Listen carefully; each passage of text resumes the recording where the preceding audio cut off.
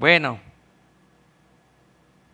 la semana pasada nosotros terminamos el capítulo 4 de Jonás. Y algunos quizás pensarán, bueno, ya terminamos la serie. Pero todavía no. Ya que vamos a estar viendo la mención de Jonás en el Nuevo Testamento. El Señor hace mención de Jonás en el Nuevo Testamento. Así que hay algunas menciones acerca de este profeta. Así que yo he titulado este sermón Alguien más grande que Jonás. Pero antes de que nos sumerjamos en el texto, quiero hablar un poquito de lo que sucedió en el año 1912, cuando el Titanic fue presentado al mundo como un barco insumergible. Era el barco más poderoso del mundo. La compañía White Star Line lo había construido con la tecnología más avanzada de la época. Compartimentos estancos, aceros de primera calidad, diseño de punta. Y cuando el capitán Edward Smith zarpó desde Southampton, tenía a su disposición todas las señales posibles. Había señales de iceberg enviadas por otros barcos en la misma ruta, el frío súbito del agua, la quietud inusual del mar de esa noche. Eran señales claras de advertencia, pero el capitán, un hombre experto de 62 años con décadas de navegación, las ignoró completamente. Y no porque no las viera, las vio, las sabía interpretar mejor que nadie, pero simplemente no quiso cambiar de curso porque eso significaba admitir que el barco necesitaba ayuda. A las 2:20 de la madrugada del 15 de abril, el Titanic tocó fondo en el Atlántico Norte. Murieron más de 1.500 personas. No porque faltaran señales, sino porque el corazón orgulloso de quienes iban al mando decidió que no las necesitaban. Ahora, esa misma tragedia espiritual es la que Jesús describe en Mateo capítulo 12. Los escribas eran expertos en la ley, expertos en Israel, habían visto milagros que nadie en la historia de la humanidad había presenciado hasta ese entonces. Habían escuchado una enseñanza que hacía temblar el alma y aún así se acercaron a Jesús con una petición. Maestro, deseamos ver de ti una señal. No le faltaban evidencias, sino que las tenían de sobra, pero lo que sí era que les sobraba el orgullo. A veces hay personas que Dios ha hecho tantas cosas en su vida y aún están esperando señales para entregar su vida completamente a Él. No es que le falten señales, sino que su corazón endurecido quiere hacer las cosas a su propia manera. Vamos a leer el texto en Mateo capítulo 12, versos 38 al 41. Así que si está conmigo, vamos a leer estos 4 versículos. Mateo capítulo 12, versos 38 al 41. Dice así la palabra del Señor. Entonces respondieron algunos de los escribas y de los fariseos diciendo: Maestro, deseamos ver de ti señal. Él respondió y les dijo: la generación mala y adúltera demanda señal, pero señal no les será dada, sino la señal del profeta Jonás. Porque como estuvo Jonás en el vientre del gran pez 3 días y 3 noches, así estará el Hijo del Hombre en el corazón de la tierra 3 días y 3 noches. Los hombres de Nínive se levantarán en el juicio contra esta generación y la condenarán, porque ellos se arrepintieron a la predicación de Jonás, y he aquí más que Jonás en este lugar.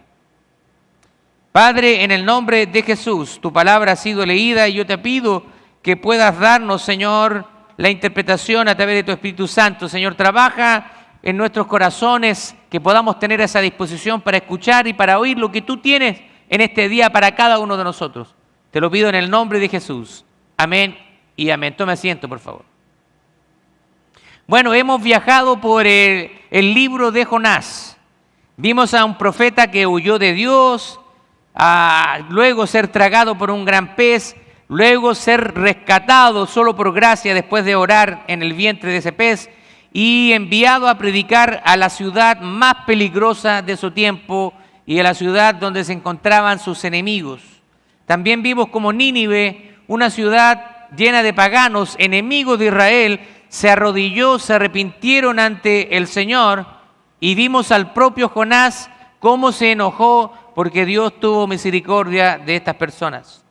Ahora, hoy vamos a ver la historia de Jonás, pero a través de otra perspectiva, esta vez desde la perspectiva del Nuevo Testamento. Ahora estamos en los tiempos de Jesús, siglos después de la época de Jonás, cuando un rabino de Galilea, en medio de una confrontación con los líderes religiosos de Israel, les dice algo que cambiaría todo. Él los acusa y les dice: generación mala y adúltera, están demandando señal, pero no les será dada señal, sino la del profeta Jonás. Así que hay una relación entre el profeta Jonás o lo que sucedió con su vida, y Jesús utiliza la vida del profeta para ilustrar lo que le sucedería a él mismo. Así que Jesús está tomando la vida de Jonás, está tomando los 3 días que Jonás pasó en el vientre, su predicación a los gentiles, o sea, su predicación a los ninivitas. Él está tomando también el arrepentimiento de Nínive y la señala como un mapa profético hacia su muerte y hacia su resurrección. Jonás fue la sombra, pero Cristo es la realidad de aquel tipo acerca de su persona. Así que el mensaje de hoy es este. Hay una señal que Dios le ha dado al mundo para demostrar que Jesús es el Señor. Una sola, y esa lo cambia todo. Así que vamos al texto, versos 38 y 39. Una generación que tiene todo y pide más. Entonces respondieron algunos de los escribas diciéndole: Maestro, deseamos ver de ti señal. Así que Jesús los increpa y le dice: la generación, le llama generación mala y adúltera, está demandando señal, pero no se les será dada, sino la señal del profeta Jonás. Ahora, el escenario que observamos es un escenario tenso. Jesús acaba de sanar a un hombre ciego y también mudo y poseído por un demonio. La multitud queda atónita, está asombrada por los milagros que Jesús viene haciendo hasta ese momento. Ahora, pero los fariseos lo acusan de obrar por el poder de Satanás, ¿se acuerdan? Que le dice: tú haces tus obras por el poder de Satanás, pero el Señor le dice: un reino dividido sobre sí mismo no puede permanecer. Que Satanás no ha venido a hacer bien a la humanidad, sino por el contrario. Ha venido a traer destrucción, pleitos, muertes. Ahora Jesús le responde con una lógica implacable. Él le llama generación de víboras. Bueno, nunca le he llamado a nadie así en la iglesia. Y aún así a veces los hermanos se ofenden. Les advierte del pecado imperdonable. Él les dice: cualquier pecado les será perdonado a los hijos de los hombres. Ahora, el pecado imperdonable es quizás un punto para otra predicación, pero para resumirle, el pecado imperdonable es que ellos tenían ahí al Hijo de Dios frente a sus ojos y aún así estaban rechazándolo. Era un tema del corazón. Hay personas que dicen: bueno, si se me aparece Dios, si se me aparece Jesús en una visión, voy a creer. Le aseguro que aunque sucediera eso, muchos igual no creerían. Así que en ese momento hay una tensión máxima y algunos de los escribas le dicen: queremos que nos muestres alguna señal milagrosa que muestre tu autoridad. Ahora, pero tenemos que detenernos aquí un momento porque ¿qué acaban de ver? Ellos habían visto un hombre que no podía hablar y ahora hablaba, a un hombre que no podía ver y ahora veía. ¿Qué habían estado presenciando durante meses estos hombres? Habían estado viendo leprosos siendo limpios, siendo sanados. Habían visto paralíticos caminar. Habían visto tormentas obedeciendo la voz de Jesús. Habían visto incluso muertos resucitando. ¿Se da cuenta el contexto en el cual estos hombres le están diciendo al Señor, muéstranos una señal? Después de que todo lo que habían visto, eso suena hasta absurdo para nosotros, y lo es, porque no era que no hubieran habido señales, sino que ellos habían determinado en su corazón rechazar al Hijo de Dios. Le llaman maestro, pero eso es palabras de adulación, porque realmente ellos no creen en Jesús. Le fingen que respeto, pero lo que pedían era una prueba que ellos pudieran controlar, evaluar y rechazar a su gusto. Algunas personas actúan de la misma manera, piden al Señor, mira, si tú haces esto, entonces yo voy a creer en ti. Le ponen condiciones al Rey de Reyes, al Rey del universo, al Creador de todas las cosas. ¿Quiénes somos nosotros para exigirle al Dios Todopoderoso, siendo criaturas imperfectas y pecadores? Venimos a hablar con Dios a veces de igual a igual, cuando Él es soberano y nosotros simplemente receptores de su gracia y de su misericordia. Por eso que me enfurece mucho cuando escucho a predicadores de la prosperidad, a falsos maestros, poco menos enseñándoles a las personas que pueden darle órdenes a Dios. Cuando Dios es un Dios soberano. A veces hay personas que en sus oraciones muestran orgullo, muestran creer autoridad que solamente tiene Dios. Y esto lo he escuchado a través de los años y la gente se la cree. Alguien está enfermo y una persona dice, cancelo esa enfermedad. ¿Qué significa cancelar? ¿Está diciendo que usted está declarando a esa persona sana? ¿Usted tiene el poder para declarar sanidad sobre una persona? ¿Eso es lo que está tratando de decir? ¿O le enseñaron en algún momento que si usted veía un carro en la calle, una casa, usted declaraba que eso era suyo y eso iba a ser? Así que usted ve un Mercedes-Benz del año 2026 y usted va y dice, lo declaro en el nombre de Jesús que este auto será mío. ¿Tiene poder usted para hacer eso? ¿Tiene la economía para comprarse un carro así? Declaro prosperidad sobre mis finanzas.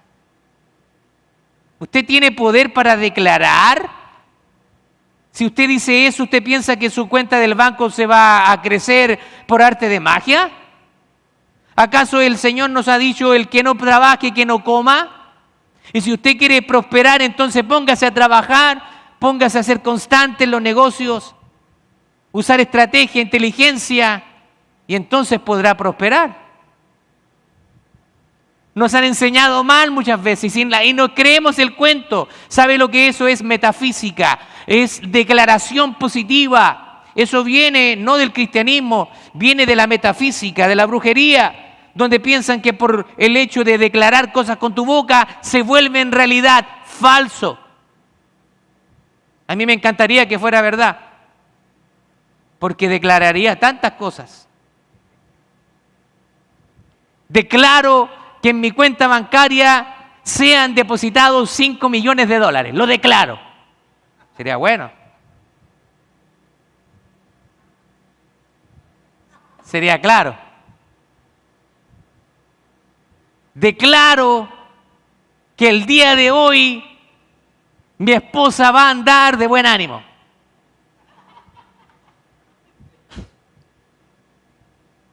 Lo declaro. Mi esposa siempre me reta, me dice, tú siempre me metes en tus sermones.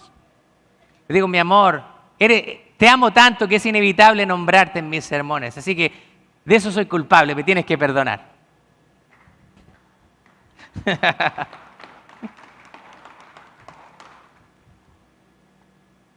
Así que muchas veces nos han enseñado mal. Ellos querían tener el control de la situación. ¿Y por qué le llama mala y adúltera a esa generación? Ahora, en el Antiguo Testamento, Dios se describía a sí mismo como el esposo de Israel. La nación era su esposa, en una relación obviamente espiritual. Y una esposa adúltera es aquella que aún vive en la casa del esposo, tiene su corazón puesto en otro lugar, en otro hombre, en términos humanos. Así que los fariseos tenían la Biblia, tenían el templo, tenían los sacrificios, las oraciones, pero su corazón buscaba a Dios en sus propios términos, según sus propias condiciones, y eso es adulterio espiritual. Muchas personas vienen acá, a la iglesia, y no se quieren someter a la palabra de Dios. Ellos quieren vivir la vida en sus propios términos, pero esto no funciona así. Quizá en tu casa funciona, puedes vivir como quieras. Puedes vivir en medio de un chiquero, suciedad, y nadie te va a decir nada. Pero aquí no funciona así. Aquí nosotros cuando nos acercamos a Dios, tenemos que acercarnos en sus términos, bajo sus condiciones. Tú no puedes poner condiciones a Dios, porque Él es Dios y Él ha decidido cómo nosotros nos acercamos a Él. Y para acercarnos a Él, Él ha dicho que solamente podemos llegar a Él a través de su Hijo Jesucristo. Tenemos que arrepentirnos de nuestros pecados. Tenemos que nacer de nuevo, experimentar el nuevo nacimiento y ahora podemos acercarnos a Él. Ahora, Matthew Henry dice, como una esposa adúltera se había apartado en su corazón de Dios, del Dios con el que estaban desposados por pacto. Buscaban señales según su propio capricho, y también esto es adulterio espiritual. Y aquí viene algo que debemos escuchar con cuidado, y es que Jesús no le niega la señal a Israel porque sean malvados en exceso. Se la niega porque las señales nunca han sido el verdadero problema. El problema era y siempre será el corazón del hombre. En nuestro corazón. Por eso la palabra del Señor dice, no te fíes en tu corazón, en tu propia prudencia, porque el corazón del hombre es engañoso y va de continuo al mal. Por eso es que nosotros debemos confiar en Dios, porque nosotros somos cambiantes. Hay personas a veces que dicen, vienen con toda la gana a la iglesia, no, y ahora sí que me voy a comprometer, este va a ser el año en que voy a servir al Señor. Pasan 2 semanas y ahí está en la casa, no. Yo no voy a ir a la iglesia. Estoy pasando estas dificultades. No tengo para pagar los biles. Pero a veces uno empieza a analizar un poquito más. ¿Y por qué no tiene? Porque a veces son malos mayordomos. Les gusta gastar. Les gusta darse la vida del oso y después cuando tienen que pagar los biles no le queda plata. Así que a veces tú te metes en las propias dificultades. A veces pueden ser pruebas de Dios, pero a veces es producto de tus decisiones. Así que siempre el problema está en el corazón. El comentarista David Guzik señala algo que estremece. Dice, es muy fácil sobreestimar el poder de los milagros para cambiar un corazón que no quiere cambiar. O sea, quiere decir que hay personas que aunque vean milagros, su corazón ya ha decidido no creer. Los mismos fariseos que pedían una señal habían atribuido la señal de la sanidad del ciego y del mudo a Satanás. O sea, ellos estaban viendo algo con sus propios ojos y estaban atribuyéndole que el poder que venía de Jesús era el poder de Satanás. O sea, la pregunta es, ¿de qué sirve una señal más si el corazón está decidido a no creer? Un corazón que está decidido a no creer encontrará la manera de explicar cualquier tipo de evidencia. Por eso que a mí no me gusta a veces entrar en cuestiones teológicas con personas que ya me muestren de un principio que están cerradas. A veces yo he hablado con personas que están en la secta de los solo Jesús y aunque tú le muestres con la Biblia, le muestres la evidencia a través de los versículos bíblicos, ellos no van a ceder. Lo he visto muchas veces. Ahora, ¿cuántas veces nosotros hemos esperado que Dios nos dé una señal antes de obedecer algo que ya sabemos que debemos hacer? Mira, Señor, yo voy a ir a la iglesia todos los domingos, pero tú tienes que hacer esto primero. Dame una señal, si tú quieres que yo vaya a la iglesia. Cosas que podríamos decir que common sense, sentido común. Usted no necesita una señal de Dios para eso. La Biblia dice en Hebreos capítulo 10, verso 24, dice, no tengan por costumbre como algunos tienen de no congregarse. Así que congregarse es la voluntad de Dios. Quedarse en la casa no lo es. No necesitas una señal para eso. Hay muchas cosas que están claras en la Biblia. Muchas personas dicen, pastor, pero no entiendo la Biblia. Es difícil. No, hay cosas que son bastante claras. No matarás, no robarás, no cometerás adulterio, no desearás los bienes de tu prójimo. Hay cosas que están bastante claras. Yo no sé si alguien habla otro idioma, pero en el español tenemos versiones bastante entendibles. Ahora, si tú me dices que estás leyendo el Apocalipsis, te creo que a veces te puedas confundir. Pero cuando el Señor está dando enseñanzas es bastante claro.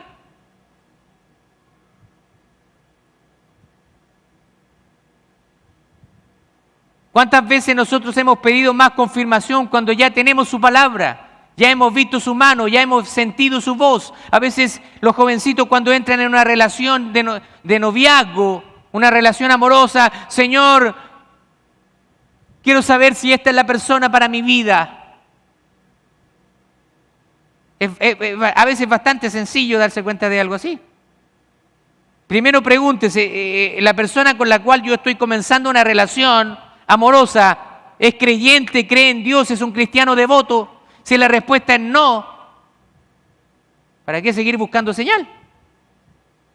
A veces tenemos la respuesta, lo que pasa es que queremos doblarle la mano a Dios y queremos hacer las cosas en base a nuestra propia concupiscencia, en base a nuestra propia decisión. Muchas veces se han acercado jóvenes a mí, pastor, entré en una relación de noviazgo y ya saben lo que uno le va a preguntar. ¿Y es cristiano, es cristiana? Y me abre los ojos. No, pastor, pero yo sé que él se va a convertir. Yo sé que él va a venir a la iglesia. Y es tan lindo. Es tan linda. El encantamiento. Porque a veces los muchachos están bobos. Se encantan con alguien. Pero es un vago. Sí, pero es que es tan bonito. Es el príncipe azul. No está pensando en el futuro, que después ese vago quizás la va a tener ahí andando para allá, para acá, con necesidades, pero tiene buena pinta.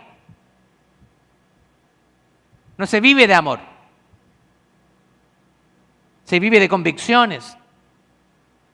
Así que muchas veces nosotros tenemos la respuesta, pero decidimos conscientemente ignorarlas. El joven que entra en una relación amorosa con alguien inconverso está desobedeciendo la palabra del Señor. No hay otra cosa.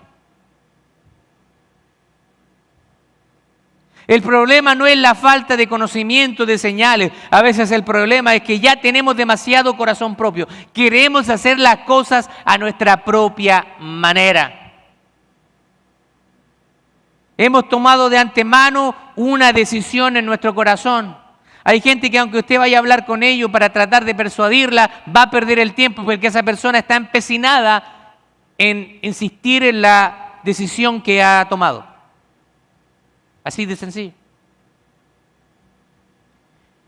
El punto número 12 es el versículo 40, la señal más grande de la historia. Dice, porque como estuvo Jonás en el vientre de gran pez 3 días y 3 noches, así estará el Hijo del Hombre en el corazón de la tierra. 3 días y 3 noches.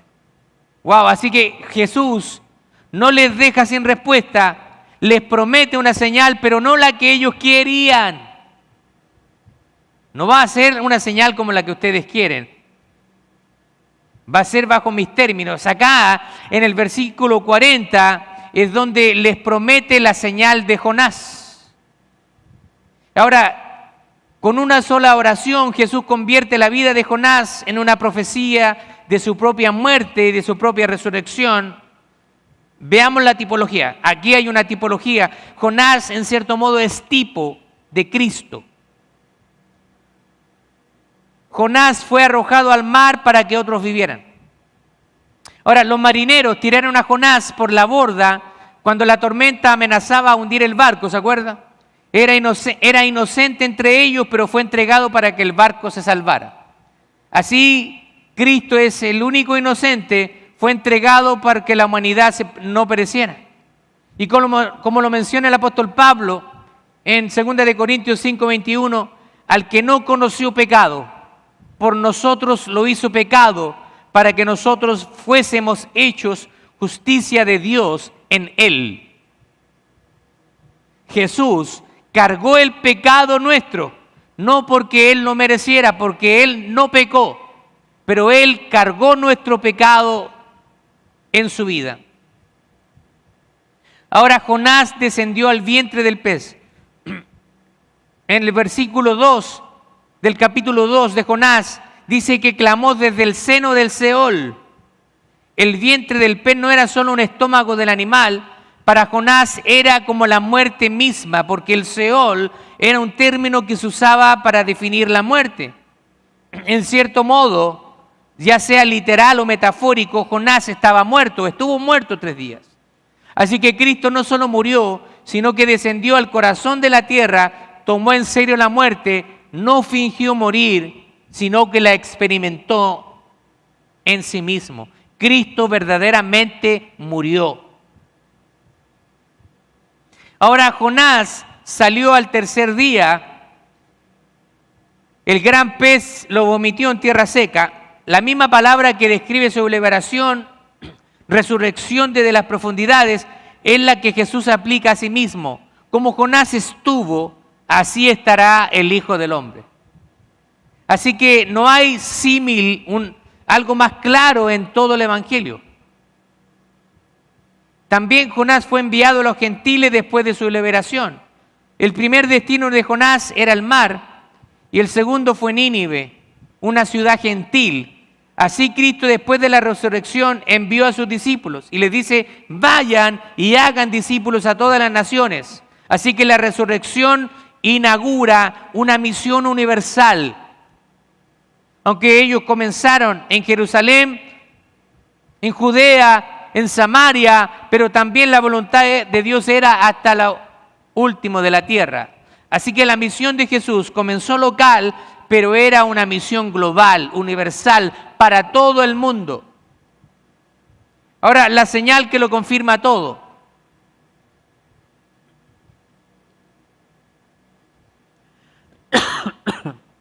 Perdón.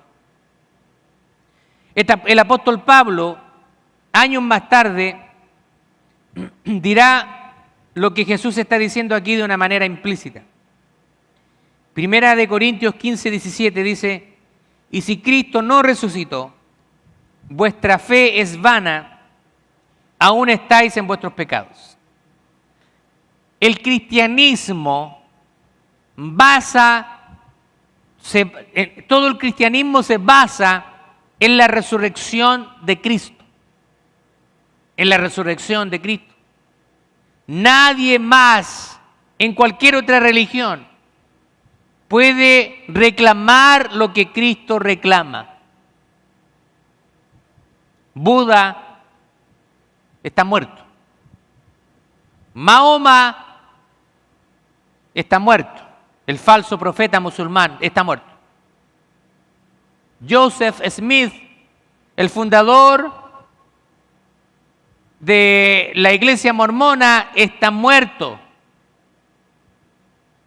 El cristianismo es la única religión y la verdadera donde su fundador, Jesucristo, murió, pero resucitó al tercer día y ahora está sentado a la diestra de Dios Padre, intercediendo por nosotros. Aleluya. Así que la resurrección no es un milagro más.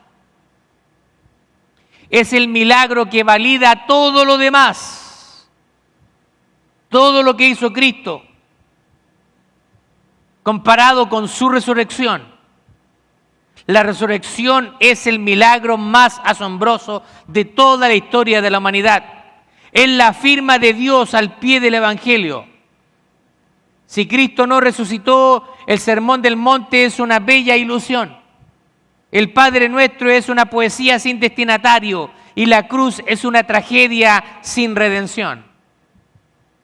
Pero si Cristo resucitó y resucitó, entonces todo lo que Él dijo es verdad. Cada promesa, cada mandato, cada advertencia, la resurrección es la señal que lo confirma todo. Él dijo que iba a venir y Cristo va a venir por un pueblo redimido y lavado por su sangre.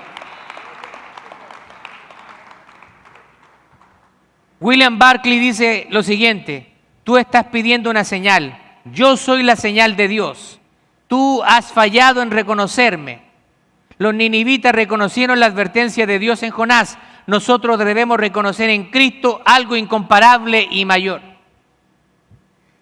La resurrección no es un evento que celebramos una vez al año en Semana Santa, porque a veces hay gente que se pone religiosa Semana Santa. A veces la asistencia en la iglesia en Semana Santa aquí se llena. Piensan que con un día ganan el favor de Dios. Y algunos se ponen aún más religiosos. No, ¿cómo vamos a comer carne en Semana Santa? Hay que comer pescado y mariscos. ¿Ha escuchado esa cosa absurda que nos enseñaron?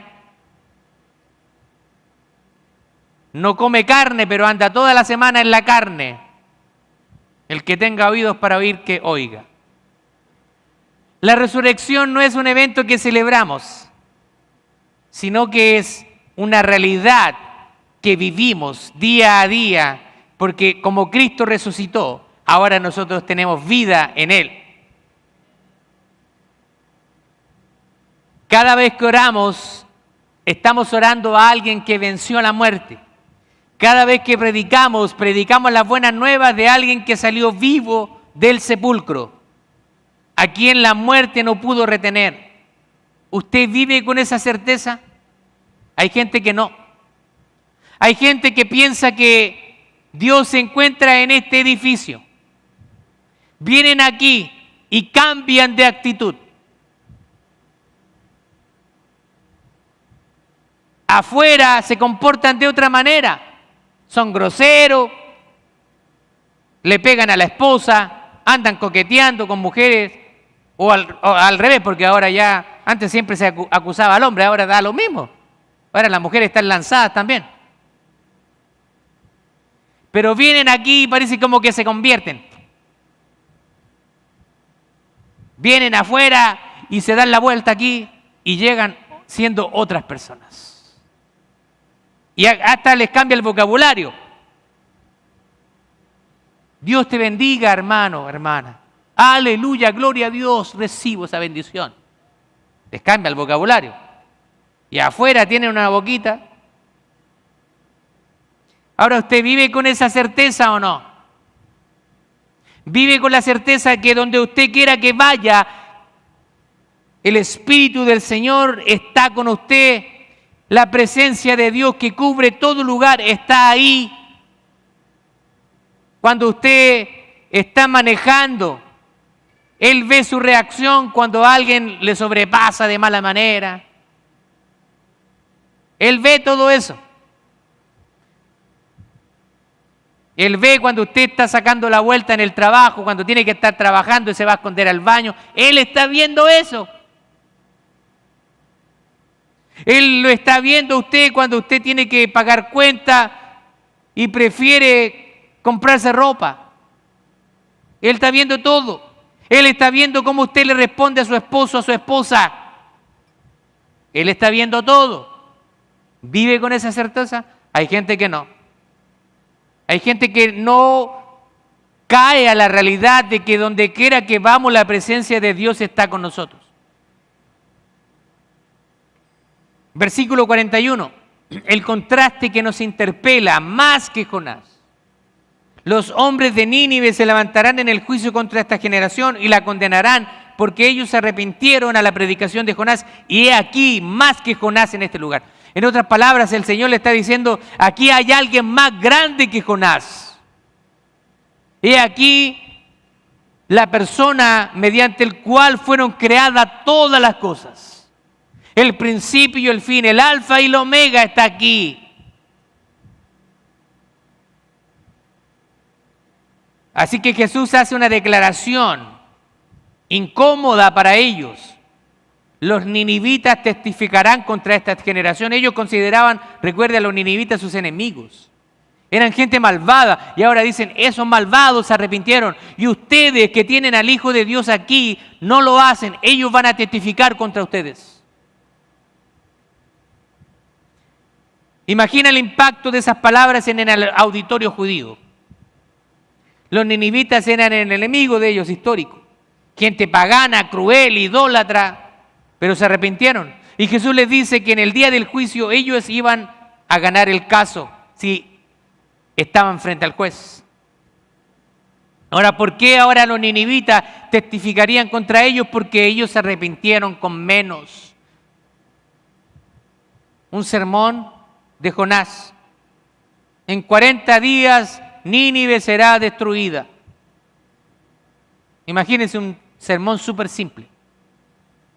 Y el rey y toda la ciudad y los animales dice que se arrepintieron y se vistieron en cilicio por 5 palabras de un profeta que predicó de mala gana.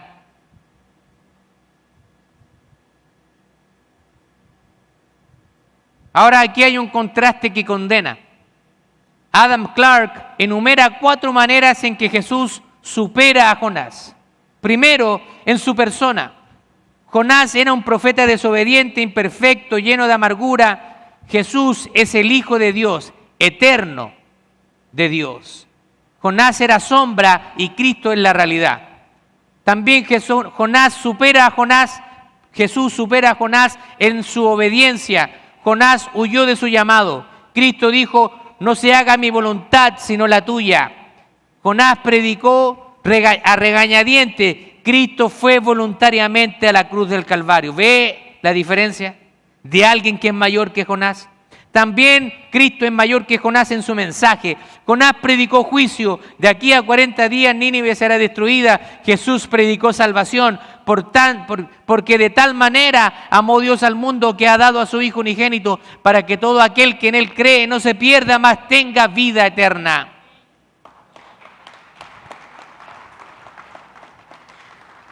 También Jesús es mayor que Jonás en sus señales, porque Jonás no obró ningún milagro, pero Jesús obró milagros, muchos. Y aún así Israel se negó a arrepentirse. Incluso la Biblia nos relata en los evangelios y hay muchas cosas más que hizo Jesús que no cabrían en este libro para contarlas. Así que lo que tenemos es solamente una parte de todo lo que hizo el Señor. Los ninivitas oyeron 40 días de predicación de un profeta desanimado, huyendo de su propia vocación, proclamando destrucción, y se humillaron delante de Dios. Israel tuvo años de enseñanza del mismísimo Hijo de Dios, acompañado de señales y maravillas, pero prefirió endurecer su corazón. ¿Se da cuenta el contraste? El principio eterno, mayor luz, mayor responsabilidad. Matthew Henry dice, la bondad de quienes han tenido menos beneficios y ventajas para sus almas servirá para hacer más grave la maldad de quienes han tenido a mano mayores ayudas y oportunidades. Hay gente que adora al Señor con mucho menos que nosotros. Nosotros aquí en los Estados Unidos de América, el país donde fluye la leche, la miel y los dólares, donde hay templos grandes, amplificación, usted tiene carros, Y no venimos a la iglesia. Y a veces vamos a países en África donde ellos tienen iglesias donde hay un piso, ni siquiera tienen techo, donde ni siquiera tienen instrumento, pero adoran al Señor con un corazón totalmente entregado. La comunidad nos hace mal. Lo he observado, este patrón, especialmente la comunidad inmigrante, la comunidad hispana en los Estados Unidos, vienen a este país y se acomodan. En sus países servían, tenían dones espirituales, no faltaban a nada. Llegan aquí y ahora tienen que pagar la troca, tienen que pagar las deudas, porque nada es gratis. Quieren vivir el sueño americano. Ya no tienen tiempo para la iglesia, tengo que trabajar. El Señor entiende, el Señor entenderá. Pero la palabra del Señor es clara, dice 6 días trabajarás, mas el 7º lo santificarás para tu Señor. ¿Se equivocó Dios? No. Nosotros tratamos de justificar nuestras decisiones, pero Dios no se equivoca.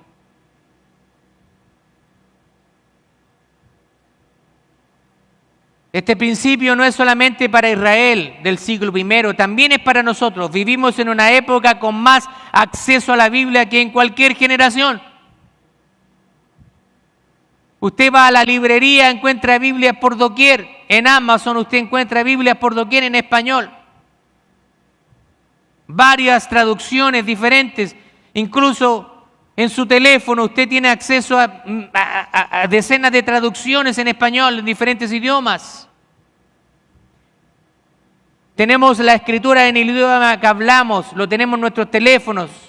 Tenemos iglesias, tenemos predicadores, libros, sermones en video.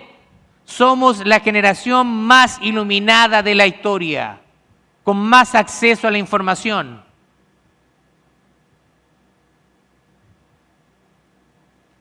La pregunta que hace el versículo 41 es, ¿qué hacemos con esa luz que tenemos? ¿Qué hacemos con todo lo que tenemos?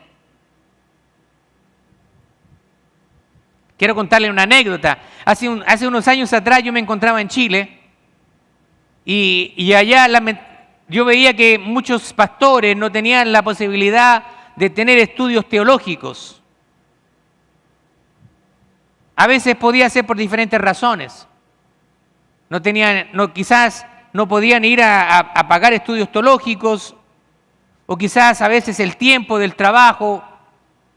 Entonces yo me comuniqué con un seminario aquí de los Estados Unidos que estuve estudiando en línea antes de tener mi bachillerato, mi licenciatura. Me comuniqué con el rector porque ellos ofrecían una conexión. Uno podía tener una extensión del seminario a distancia. Podíamos utilizar el material, incluso era completamente gratuito. Lo único que teníamos que hacer es pagar los costos de envío de los certificados y pagar si teníamos que imprimir algunas cosas, fotocopias, etc. Me di un paseo por varias iglesias, con pastores que no tenían educación teológica formal. Les dije, miren lo que tengo, lo que he conseguido. Ustedes tienen la oportunidad de estudiar para que prediquen mejor, para que se dejen de hablar barbaridades. Bueno, no les dije eso, pero lo pensé. Tengo la oportunidad que ustedes necesitan para que prediquen bien, para que ustedes estén hablando con conocimiento, estudien las Escrituras. Nadie se matriculó. Tenía un amigo que era pastor, que era taxista también. Cuando lo animé, no, me dijo, yo no necesito estudiar. Yo ya sé todo lo que tengo que saber. No era la falta de acceso. Ellos ya habían determinado que sabían lo que tenían que saber y ni siquiera habían pisado un día un seminario bíblico. Se notaba cuando usted lo escuchaba predicar. Hablaban de cualquier cosa menos de la palabra de Dios. Una triste realidad, muchas veces. Somos capaces nosotros de exigir a un médico que tenga una profesión. Usted no se pondría a operar bajo un cirujano que está en práctica, que ni siquiera se ha titulado, se ha graduado. ¿Por qué usted tendría que ponerse frente a alguien que no tiene preparación teológica, que no ha invertido tiempo en entrenarse bíblicamente? ¿Por qué bajamos los estándares? Dios no los baja. Él espera que todos los siervos de Dios estén preparados, como le decía Pablo a Timoteo. Esfuérzate y preséntate como Dios, ante de Dios aprobado. Que alguien que maneja bien la palabra de verdad. Estudia, prepárate, métete con Dios. Ahora, ¿qué van a hacer los ninivitas? ¿Qué van a decir los ninivitas de nosotros en el día del juicio? No somos juzgados solo por lo que hicimos con lo que sabíamos. Somos juzgados por lo que hicimos con lo que Dios nos dio. ¿Qué hiciste con lo que Dios te dio? Y a nosotros se nos ha dado mucho. Jonás predicó con desgano. Los ninivitas respondieron con todo. Cristo predicó con amor perfecto. Y ahora la pregunta para nosotros es, ¿qué hacemos con eso? ¿Cuándo te vas a poner las pilas y vas a ser un cristiano devoto? ¿Cuándo vas a leer la Biblia todos los días? Vas a apartar tiempo para la adoración y no vas a estar sobreviviendo domingo a domingo con lo que quise el pastor. Tú tienes que aprender a alimentarte por ti mismo. Tienes que tomar la Biblia en la semana, tener un tiempo devocional con el Señor, orar con Dios. A veces cuando yo le pregunto a la gente, ¿por qué usted no viene a la oración? No, que no puedo, pero yo oro en mi casa. Ni en la casa oran, más encima son mentirosos algunos. Porque ni siquiera oran en la casa. Pero para sacársela, para excusarse, no, yo oro en mi casa. Una vez fui un poco más directo con algunas personas. ¿Cómo está su tiempo devocional? ¿Ha leído la Biblia? Sí, yo, pastor, la leo. ¿Y qué leyó? Me quedó mirando. ¿Qué leyó el lunes? Es que no me acuerdo. ¿Qué leyó ayer? Tampoco me acuerdo. ¿Qué leyó hoy día? Los pillamos en las mentiras. ¿Lee la Biblia? No, si yo leo la Biblia. Y ahí está el Señor de arriba, mirándonos, descarado. Ni siquiera agarraste mi palabra esta semana. Somos así muchas veces, tratamos de justificarnos. Pero una señal es suficiente. Los fariseos querían una señal espectacular, algo que pudieran evaluar y controlar. Pero Jesús les dice que no les será dada señal sino la de Jonás.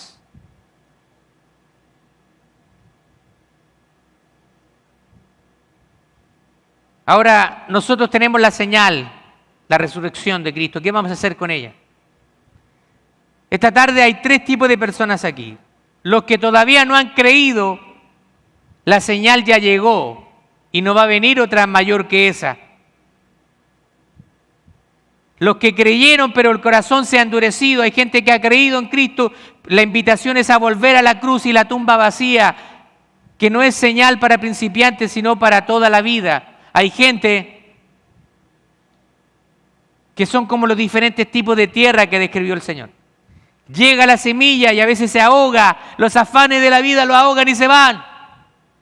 Esto es para valientes, esto es para perseverar día a día, con problemas, sin problemas. Nuestra vida le pertenece al Señor y tú tienes que seguir caminando día a día.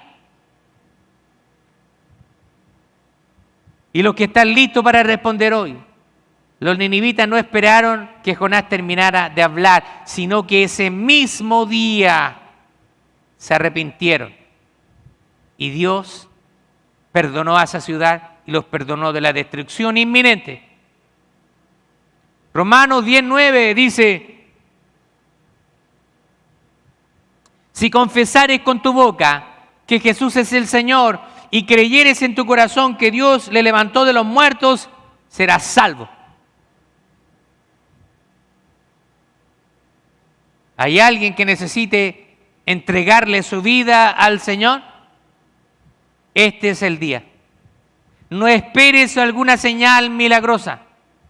Cristo hizo la señal más grande de todos los tiempos. Murió y resucitó al tercer día.